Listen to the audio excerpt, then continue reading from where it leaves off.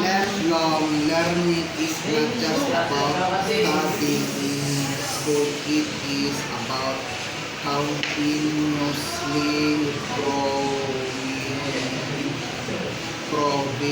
and adapting throughout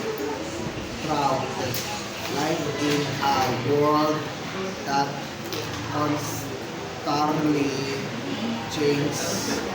Those who keep learning gain skills, confidence, and all these keeps our mind active, our perspective open, and our dreams within reach, no matter our age.